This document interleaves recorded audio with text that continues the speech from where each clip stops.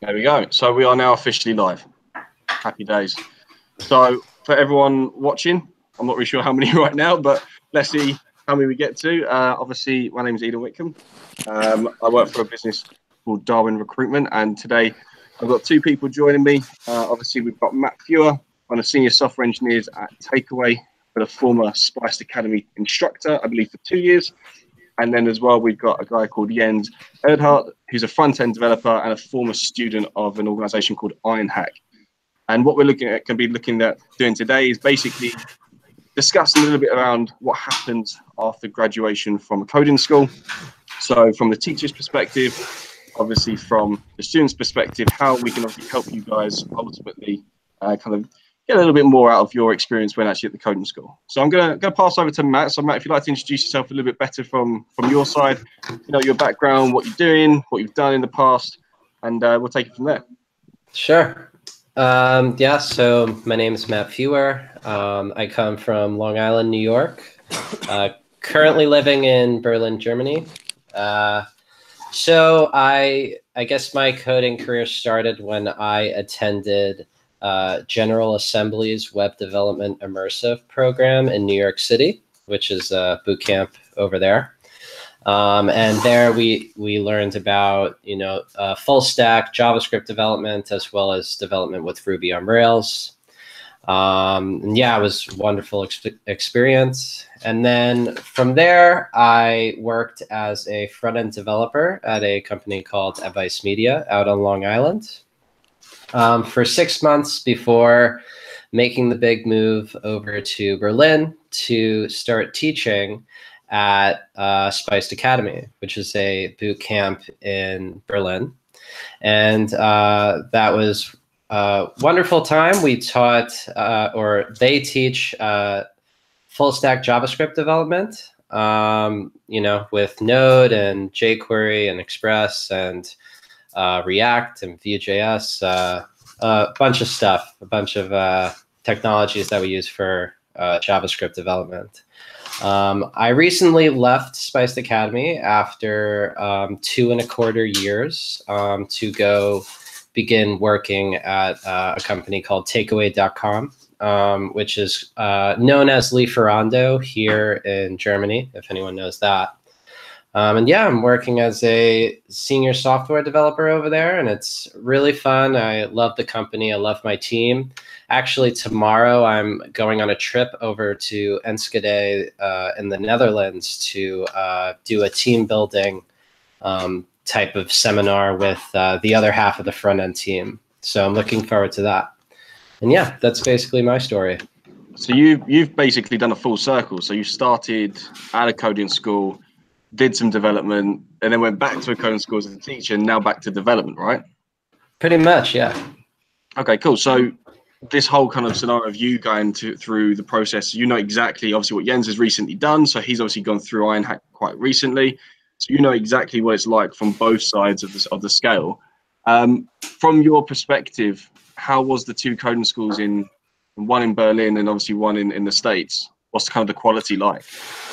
Well, there's similarities and there's differences. The similarities in that, like the culture was the same in the sense that it attracts a lot of smart people that really just want to work hard and change their careers. Mm-hmm. In the sense that they were different, General Assembly was a lot more established at the time. So it was just a lot of people. It was much more competitive. And in that sense, a different environment. Spiced, I started working there basically when they started. So, we went through our times when there wasn't many people there at all, and it was very quiet. And since then, the company has grown, and I keep saying we're because it's so recently that I left, but yeah, they're filling up classes, and students are getting jobs, and they're very successful. So it's and the technologies were kind of the same in the sense, whereas it was full stack JavaScript, so a lot of Node, a lot of Express, and working with frameworks. We did also cover Ruby and Ruby on Rails, as I mentioned, at General Assembly. Yeah, and there's, little details that I could go into about how each course taught and how they kind of ran their business. But in general, it was very similar and just an awesome environment to be in that I really enjoyed in both schools. Nice. And obviously, Jens, yourself, you've obviously had a different experience. Obviously, you're not teaching to the schools, to students, sorry, but you've recently graduated. I think we had a pretty in-depth discussion about your background and obviously the situation you've had before. So, you want to tell us a little bit about that? Yeah, sure. So, I'm 32 years old. I come from Berlin, and I live in Berlin as well.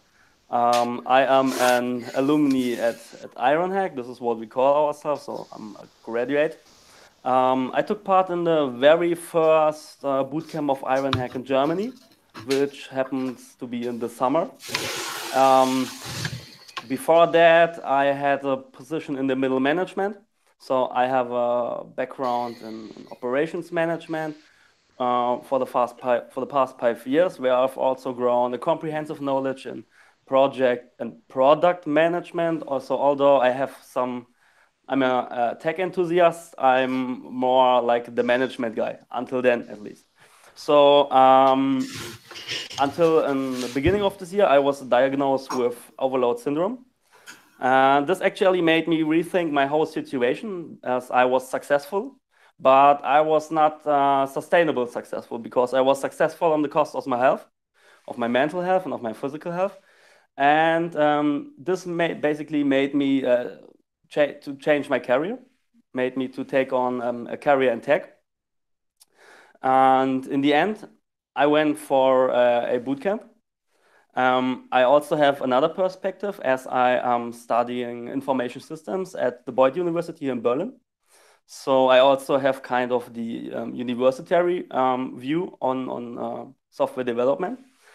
And yeah, since I've graduated from Ironhack, I work as a front-end developer for a research and development company in Adlershof. And yeah, to be honest, I love it. It's pretty cool. It's completely different to what I did before in the past 5 years.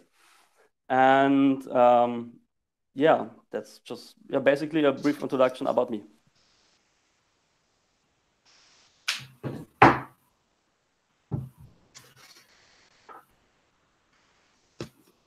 And I didn't unmute my mic because I see Matt tapping his ears like an idiot. I am. Anyways, so what I was saying is, obviously, Jens, you've gone down through Ironhack. Matt, you obviously went through General Assembly and then through to Spiced. I'm curious to know why you guys chose those specific academies. I appreciate in Berlin, obviously, there's like 6 or 7 now. So there's quite a lot of people to choose from. They all teach generally the same thing. From a recruiter's perspective, people approach me with basically 3 to 6 and sometimes even 12 months experience, depending what coding school you go to. They'll teach you the general same basic knowledge. So why do you choose one over the other? I mean, that's open to either of you. Well, I guess at the end of the day, you really don't know when you're entering into like the decision to which coding bootcamp should I attend. There's a couple of factors. Price is one, like, can you afford it? Can you not? Do they have financing options? These types of things. Some bootcamps are very innovative with how they deal with students paying for the classes, so that's one thing. The other thing is the technologies they teach and what do you want to learn about, and sometimes that's a hard question to answer when you really don't know that much about programming, but that is something you should take into account. Where the boot camp is located is one thing. For me, it required, when I went to General Assembly, it required commuting into Manhattan every day, and it was a process, but it was something I was willing to do. And then another thing that I took into account which ultimately made me decide on going to General Assembly, was their network. right? Because they have such a huge network, and they have a lot of offices all over the world. And, you know, that was enough for me to say, okay, this is the deciding factor for me, because I know that, like, maybe I'll run into somebody that went to General Assembly, and I'll have that powerful connection with them, and maybe that'll work out for job opportunities later, you know. I was gonna say something else, but I'm forgetting now. So. I think I might have my camera's just gone for some reason. Well, Yeah. why I saw my technical difficulties out, Jens, if you want to say from your side, obviously, why you chose to go through the process of Ironhack. Yeah, actually, my decision basis was first of all technology. I wanted to go for JavaScript, and so Ironhack therefore was my first choice. Then secondly, it just fitted into my schedule at this point. So I have a personal reason, and also, as Matt said, the location is a thing. Ironhack is located at Potsdamer Platz, which was at that time not far away from me. I used to live in Charlottenburg, so it took me like 20 minutes to go there by bike, pretty easy. And also the location itself, as they are, sorry, I caught a cold over the weekend and I'm still recovering from it, so don't mind if my voice is a little itchy or scary. So yeah, the location itself is a point. I think going through a boot camp was one of the hardest experience in my life, one of the most intensive of at least. And if you can do that better, or it's easier to learn that much when you have an environment that pampers you a little bit. And I think the WeWork place is just made for that. So actually, I also decided by the location itself. So these are basically my reasons: technology, location, and then my very personal schedule at this time. Okay. And I can also add the network idea. Okay. That was also a reason. Well, I can obviously, first of all, just to let you guys know, you have to deal with just my Darwin logo now. For some reason, the laptop's decided to die on me. But it's interesting that you both say, obviously, technology is obviously important. Of course, it is. The location is also important as well. I mean, especially if you take the Berlin landscape, it's so easy to get around. I'm sure you're both happy to agree on that. And there's so much option you have. It's quite interesting that you say network is last, because the whole premise of this conversation really is just about, you know, what do people do after the graduation? And neither of you have actually said, look, I joined Ironhack, or I joined General Assembly specifically for the fact that they support the graduates after. So hopefully, you know, we've got some questions from guys and girls that I know within Berlin. We've actually got some questions from European, kind of our European network as well. Hopefully we'll put to you. And I think that's a big thing for people to kind of understand, is that, yes, these schools will teach you the basics of coding. Yes, they will help you with their network, but we really need to have a much greater idea about the whole network working together to support these juniors coming in. It's all well and good teaching the basics, but if, you know, they don't know how to get a job, they're not going to be able to put into practice. And by the time they get a job 6 months later, they're going to struggle necessarily. So I think we'll start in order, and Matt, we'll start with yourself. So this is from a student in Berlin at the moment, and they've said, how do I present my work in a way that is different from the coding school? So in theory, you know, how do they showcase their work that makes it look like, yes, I went to a coding school, but, you know, my life isn't revolved around that coding school. I've done a bit more than that.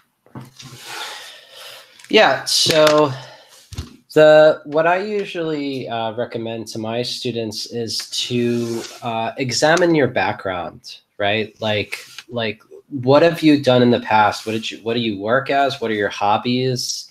What are you into? These types of things, you know, these are identifying characteristics about your personality, right? And they help like tell a better story about who you are. Like for example, I have a strong history in music. I played in a couple bands in New York.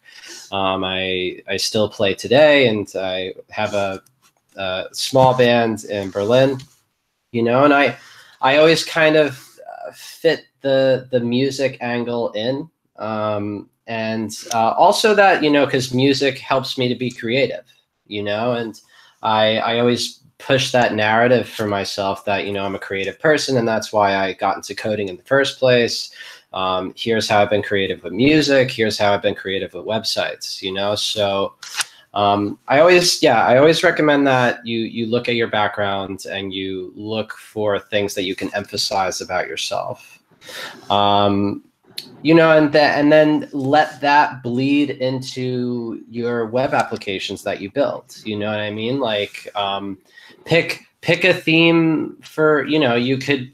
It's so easy to, like, I'm sure like plenty of bootcamp graduates have built like a simple game like tic-tac-toe or Connect 4 or something like that, you know, and throw a theme at it, you know, like if you're really into music, like make it like play a song or have some like musical note imagery around it, you know.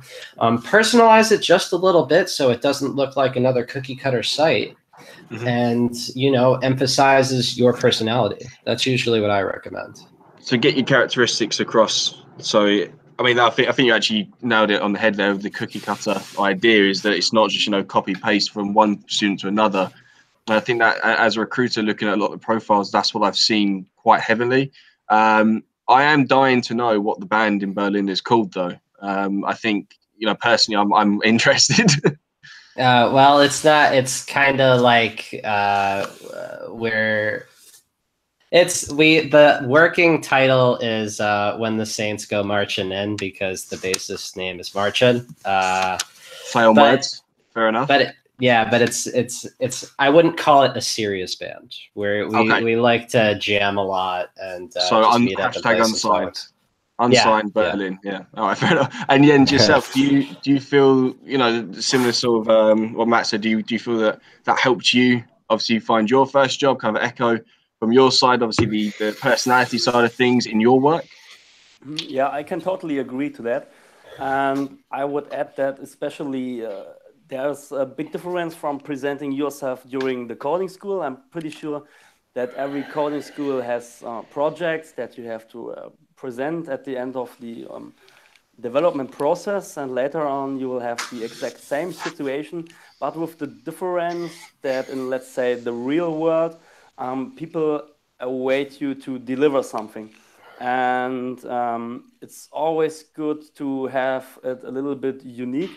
In a way, what that worked for me, for example, is I'm leveraging a lot from my history experience in management. This is my thing. I'm a good communicator, at least in German, and so this is something I can live from. But this is something that everybody has to discover for him or herself. But adding a unique, a personal touch to your work, or when you're presenting your work, is something that will help you just lift you up from the rest of the junior developers in the world, or from the rest of the graduates, or from whatever. So yeah, I can totally agree to that.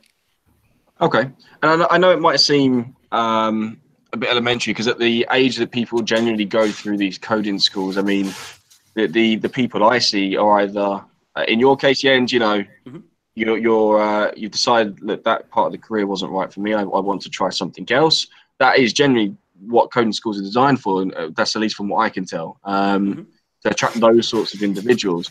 So you'd think by that time most people would understand, you know, this is who I am, these are the characteristics. But do you find through the coding school, you know, more characteristics might come out that hadn't come out before through, or is it kind of a process that you go through, or do you just kind of say, look, I love music, let's put a theme on it, as you've said, Matt? Well, I think I don't think that I did discover new parts or new characteristics. It helped me to sharpen characteristics a little bit more. From what I've experienced, seeing people showing the project during the code school, everything seemed to be pretty much fun.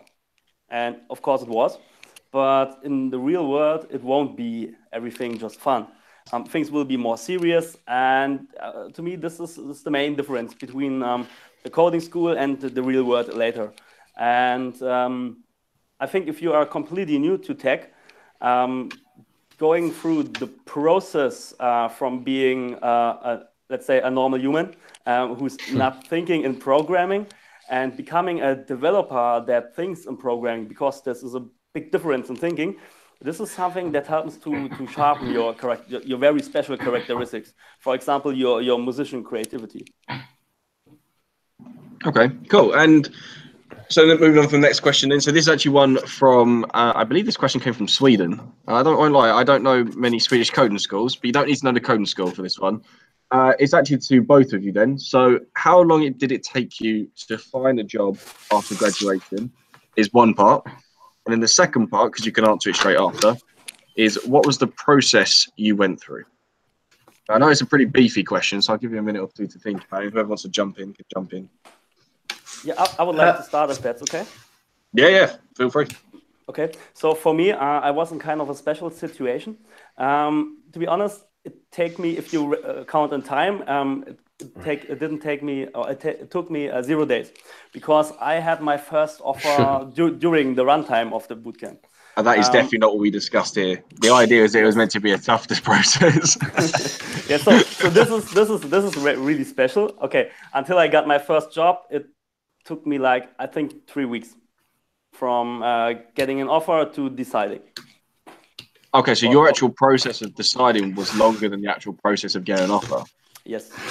Welcome to the anomaly. Usually it's the other way around. People decide immediately and it takes longer to get the job. So from your side, so you actually got lucky. I say got lucky, but I mean, in a sense, you got a job during your time at Einhack. And yep. Was you actively looking for a job during that period of time, or was it, because at the time, as you mentioned, you were the first group through that coding school.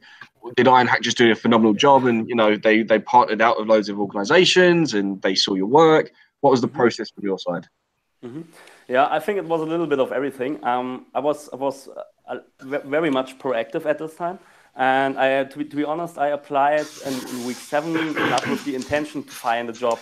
I went on some popular German job platform. I randomly took two full stack web development jobs, and I applied. It was a Friday, and on Monday after, I already had 2 answers from both companies. With the first one, I had a couple of phone calls, but in the end, they were not a fit. Sorry. With the second company offered me an interview right on Thursday after. And at the end of that interview, I was offered a job. So pretty simple, actually. Yeah, of course. Yeah, in between yes. So of course, in between that, I had, of course, a motivational interview with one of the CEOs and a technical interview. So, and this is something that I learned from the offers I received after that. The process was exactly the same. I wrote a motivational letter together with my CV, mostly per email. I got an invitation, I got an interview, and then I was declined or I received an offer. Okay. And Matt, did you experience something quite similar, or was yours a tougher process? It was certainly tougher than Jens's was, but for different reasons. So it took me approximately 6 months to find a job after I graduated from General Assembly, but there's a reason for that, partially because I was working as a freelance AV technician at the time. And right when I graduated was when the busy season started. So basically, like I jumped into working as an AV tech for a couple months and making some money. And I was actively applying and actively studying and coding, but not with as much of an urgency as some of my peers. So when the busy season ended, then I started, actively applying very aggressively. And it still took time, it was a frustrating experience. Here in Germany, it's common to hear that there's a shortage of web developers available, and I can second that, by the way. I'm happy to second that. Yeah, but it's not really the same in New York City. It's a very densely populated area, and there's a lot of competition, a lot of boot camps, a lot of boot camp graduates, you know, and only so many jobs to go around. So it's very competitive. And I had to be methodical with my process, and eventually things worked out. But to answer your second question about what was my process, one thing that really helped me to kind of, I guess, get into a good rhythm is this idea of batching my applications. So rather than, say, every day send out like 3 applications, I would do it all in one day, you know, and I'd spend several hours sending out no less than 10 job applications, and get them all out that day. So the rest of the week I could focus on either, you know, all these, like screening interviews or coding challenges, or studying coding on the side, or working on a project. You know, I really try to push the idea of batching my applications so that it doesn't take up so much time, you know, because nobody really likes spending a ton of time sending out job applications. That is basically my job, Matt. You've just ripped into my job. Thanks.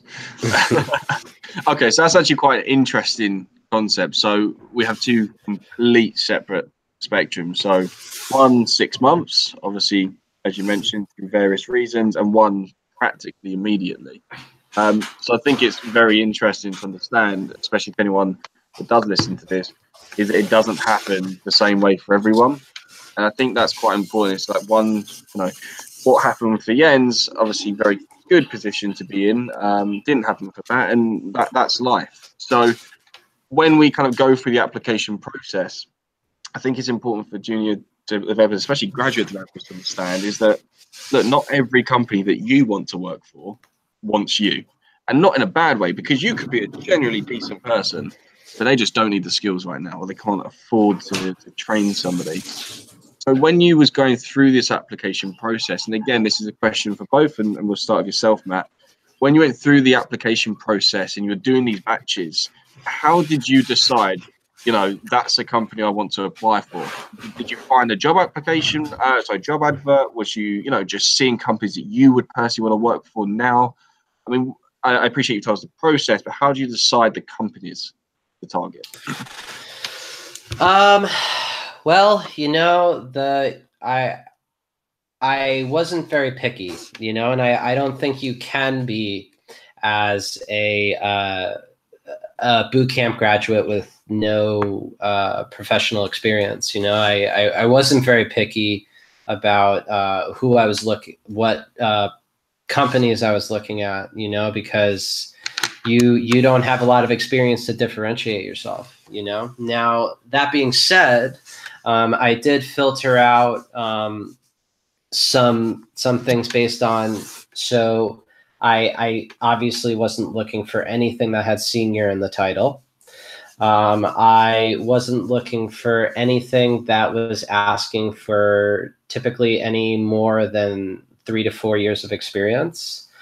You know, and I also wasn't looking for companies that, like, their business model wasn't something that I knew I would be able to get behind, you know. There was a company that contacted me about, like, that they, you know, going through the interview process, and their company was basically like an app about, like, spreading rumors, you know, on say like a college campus or something. That sounds horrendous. Know, and I'm putting out there, that sounds horrendous.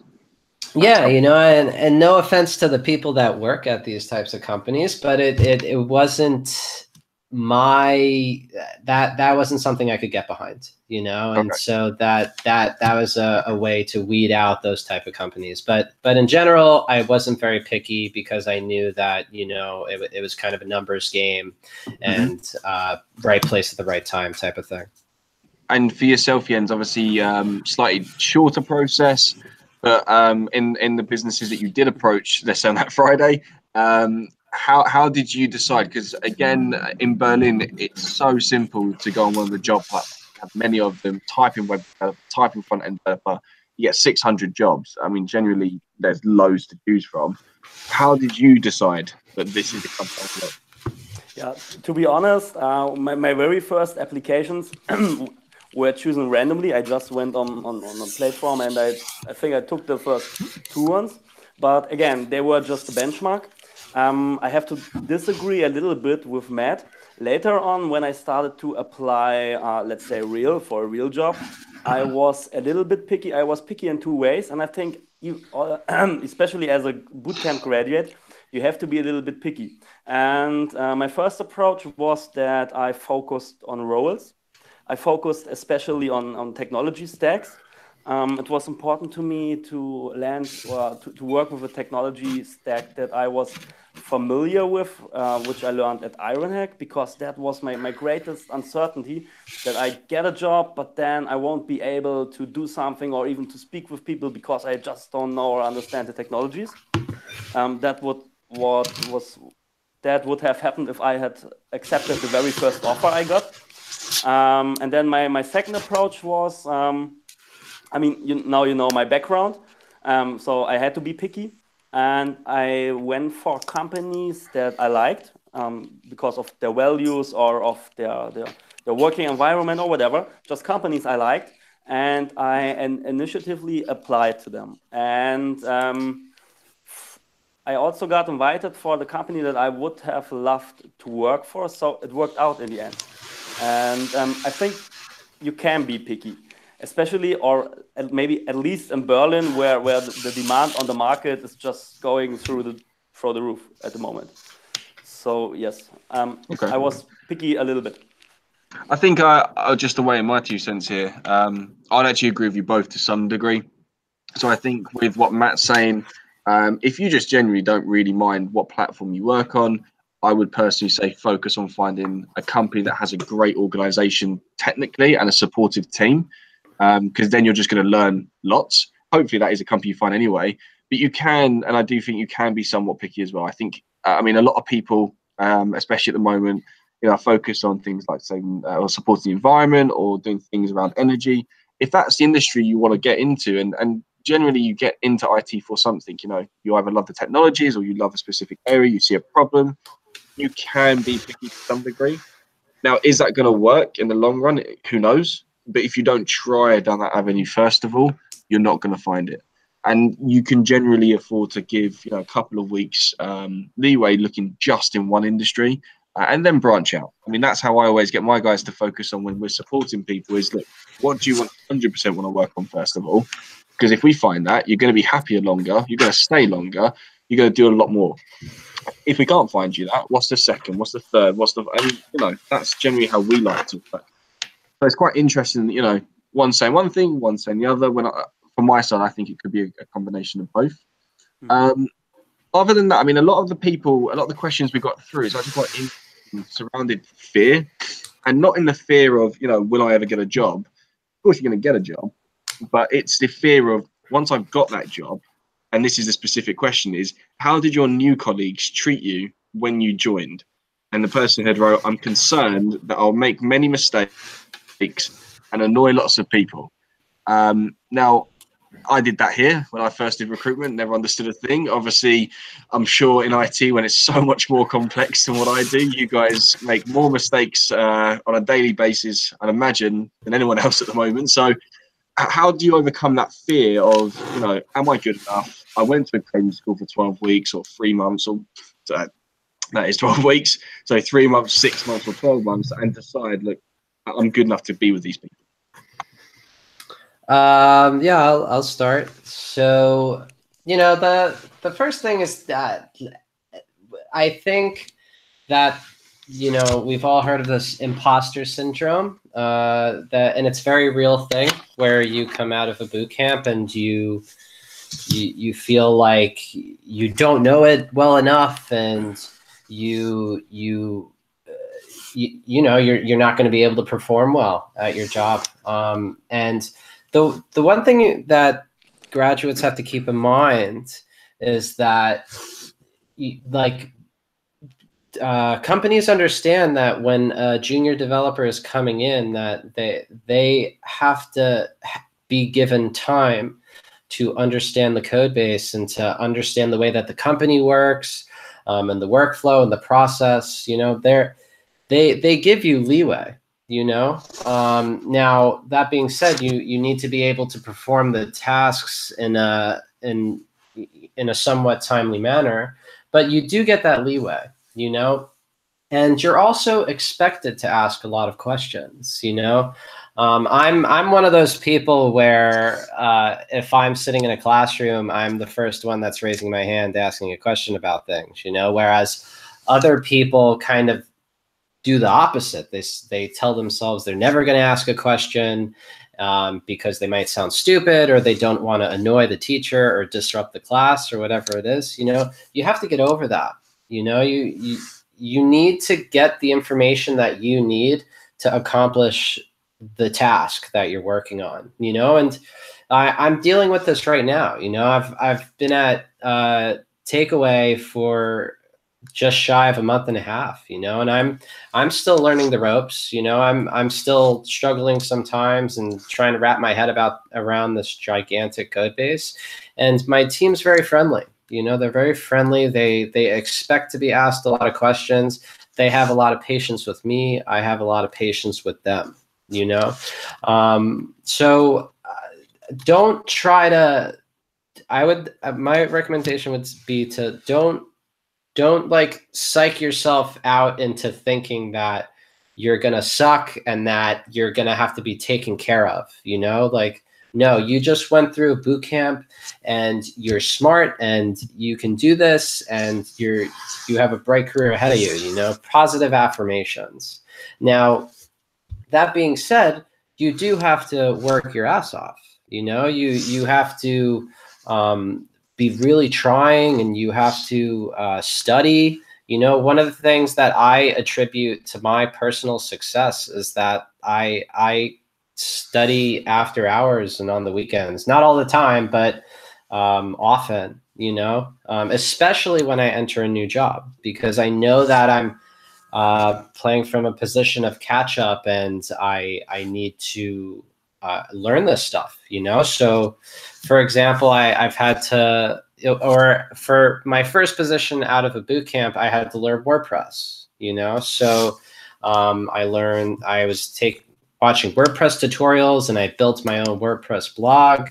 And I was just working with all the technologies. I had to use Photoshop a lot, so I was messing around with Photoshop and learning about Photoshop. Like you have to do your due diligence to make sure that you can perform at work. And like it doesn't end when you leave work. And I know that people don't want to hear that, hey, I only want to work 8 hours a day. I get that, but you entered into a boot camp and you knew that you were going to change your career and that this was going to be hard and a bit of a long process, but you made it this far, So yeah, in summary, don't psych yourself out. Try to get past the whole imposter syndrome. People are very nice, and they want you to mesh well with their team, and they are going to be able to answer your questions. But at the same time, you need to do the work on your side in understanding the code and doing whatever it takes to do that. Okay, and do you have anything to add following from that, Jens? Yes, I have. I totally agree to that, first of all. My biggest fear when I started was exactly that thing.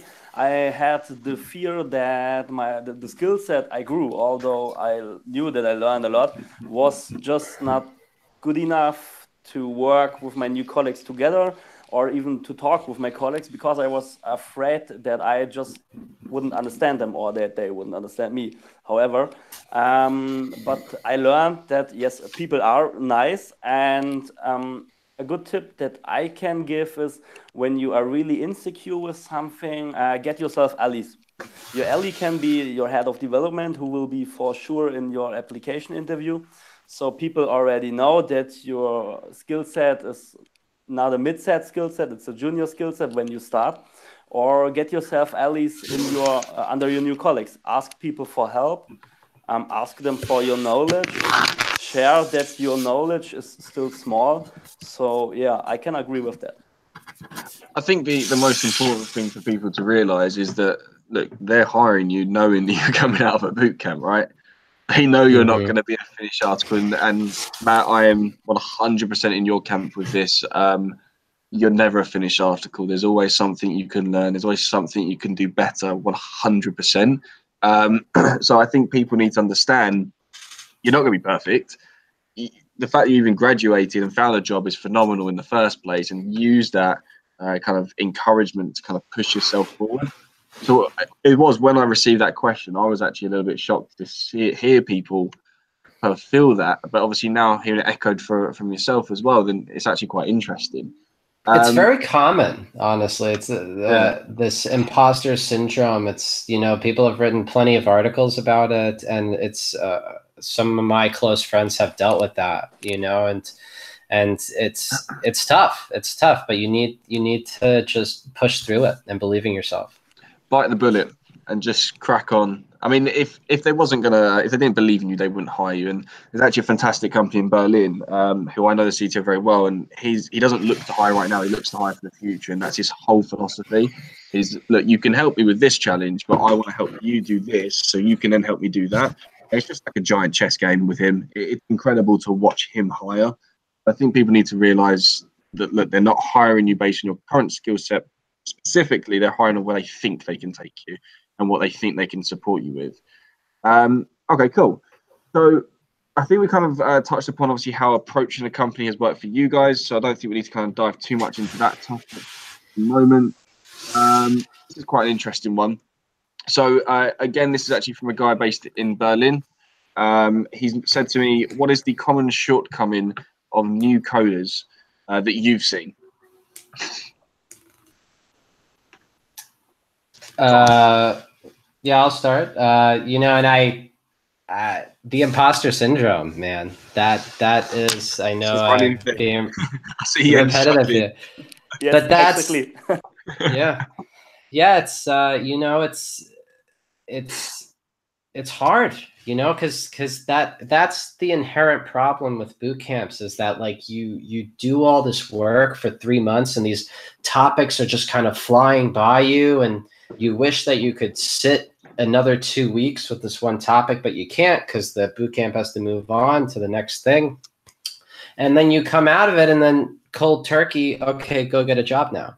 It's a daunting experience. But you really need to believe in yourself. And I'd say that another shortcoming of new coders is that you need to be, like, comfortable in your inexperience, and be comfortable that it will get better, which I think, again, ties into this imposter syndrome.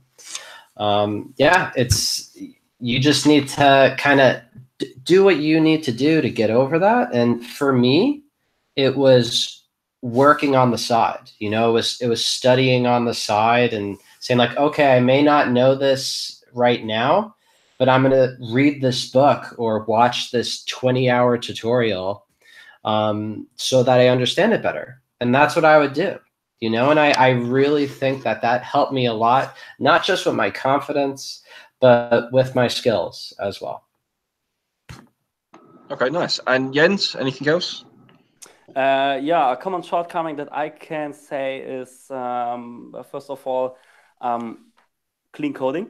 No, to the technical things. Clean coding is one thing that I learned.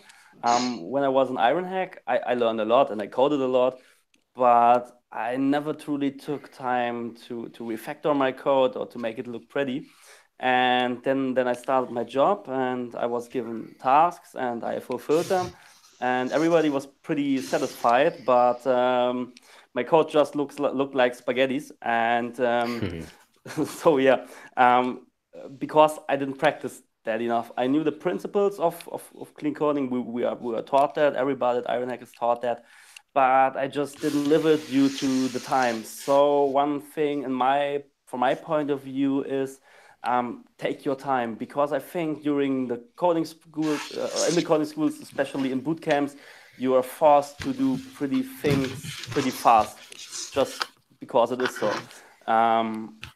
Yeah, so also when you have found a solution, I don't know, you hit a wall, you get a task, you hit a wall, and after hours for searching, you found a solution, and it might be a super dirty one and not so good, but you will immediately have the feeling that you want to present it to somebody, maybe to your head of development or whoever.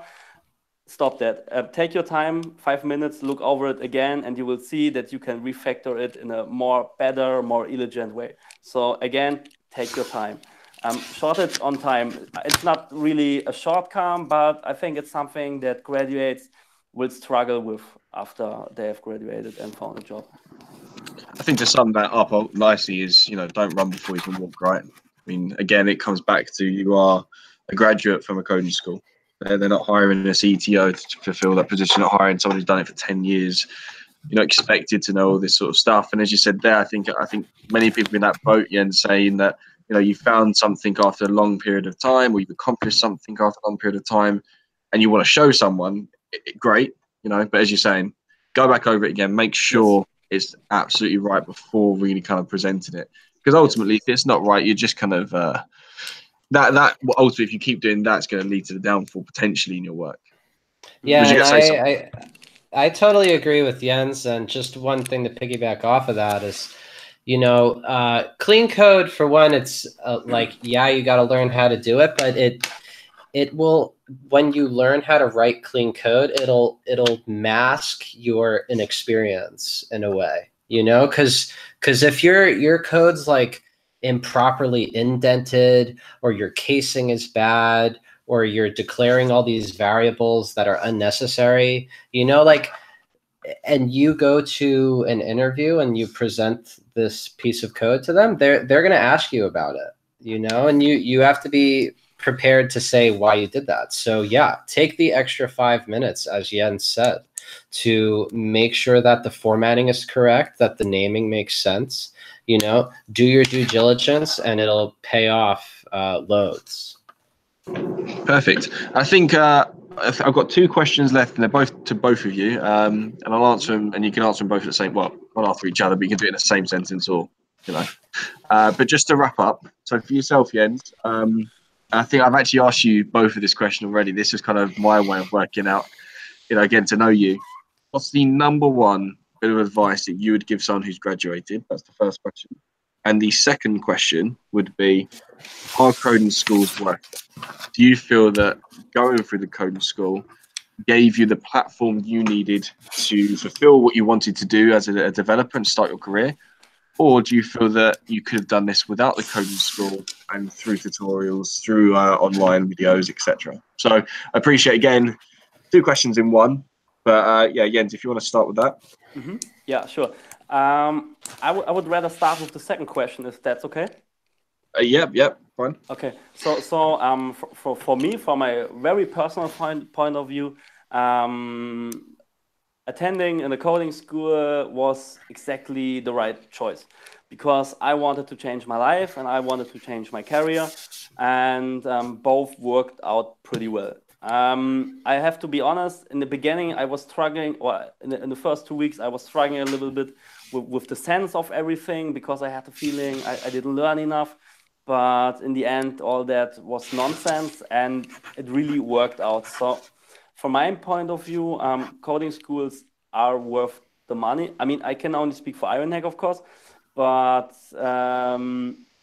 it works out. I think I could have learned that as well as at home, but it would have, first of all, taken me much longer.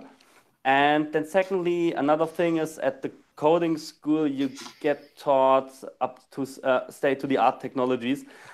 I don't think that I could have even identified, 50% of those state-of-the-art technologies. So what you get at the coding school is not only the lessons, you get like the complete curriculum, which you would have to identify by yourself, which is a pretty hard task if you're not coming from some kind of web development position, or a position where you have a bigger clue on how the world of the internet works.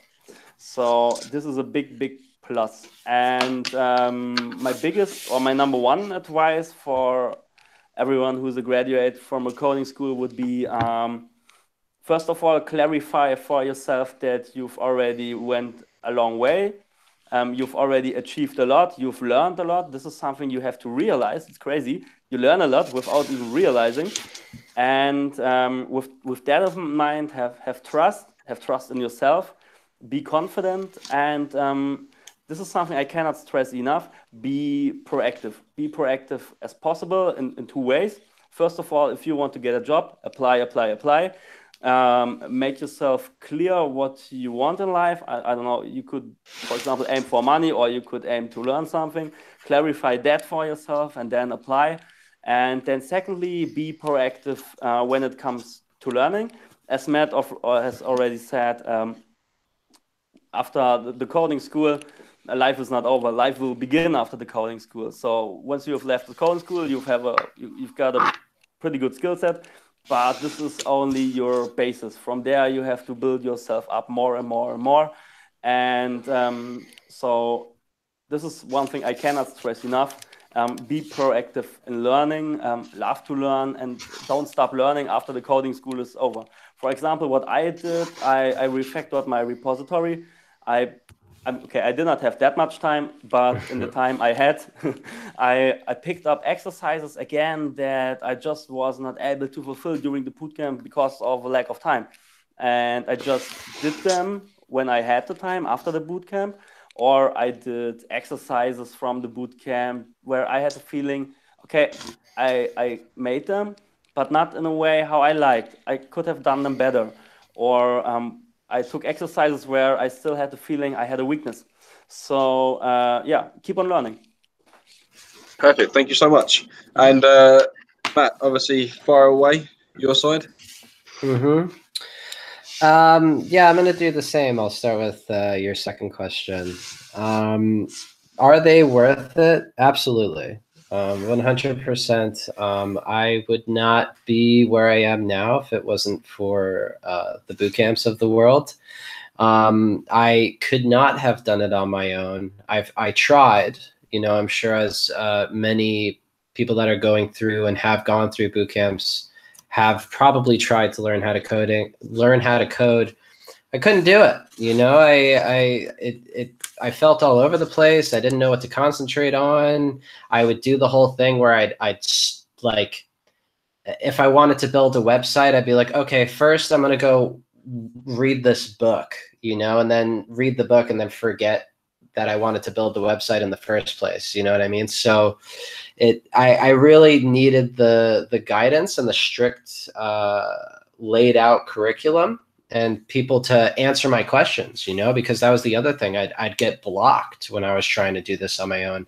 I wouldn't know how to fix something, and no amount of Googling could help me fix it, So for those reasons, they are absolutely worth it. I had to take out a 3-year loan with General Assembly to pay it off, and I recently paid it off earlier this year, and I would do it again. Honestly, it changed my life, and I'm so thankful for everything that's happened. Yeah, and the other thing that going through a boot camp teaches you is that it teaches you how to learn something fast, because it proves to you, first of all, that you can learn it fast, as us graduates have done. But that's how it is in the real world, because these frameworks pop up, these new libraries. Your new job is going to ask you to learn a new programming language, and you have to learn it, and like internalizing the lessons that you learned at these boot camps will help you say, okay, this is how we approach learning a complex subject like a new programming language. So yeah, 100% they are worth it. Would do it again. As far as my number one piece of advice, it's I always tell my graduates this. Always remember your ABCs, right? Which is always be coding. Yeah, always be coding. And I know we've said it several times in this session. But there's ways that, you know, to keep it interesting for yourself, you know, like code with friends. Go to a friend and say, hey, do you want to build this website with me or this web application? Let's work on it together. You know, let's use this new technology that we haven't used yet, but we're dying to use it and try it out and learn it. You know, keep it interesting. Because one, it's gonna make you better. Two, it's going to, hopefully you'll be able to like add new projects to your portfolio, you know, and your portfolio is so important when you're going out and interviewing at these companies, you know. So anytime you can build another nice looking website with good features and functionality, that's another point on your resume, you know. And that's, you need those when you're just leaving a boot camp. Yeah, and the last thing as far as that is learn or look into learning the technologies that are in the jobs that you're looking at. You know, if you keep seeing that, you know, Vue.js like keeps coming up in the jobs that you're looking at, learn that. Build a website with Vue.js, you know? Like this is the way that you can kind of focus on something and keep remembering your ABCs, you know? Always be coding. Can't say it enough. Perfect. Thank you so much, guys. That is everything we have for now. What we'll obviously end up doing after this is we will make it available for people to download, and you guys can obviously share it as well. But yeah, thank you so much for your time today. Really do appreciate it, and hopefully it's going to help a few people in the future as well. Definitely worthwhile from what you guys have said. So thank you. Yes. Enjoy the rest of your Thank you very much. Have a good one. You too. Bye-bye. Bye. Bye.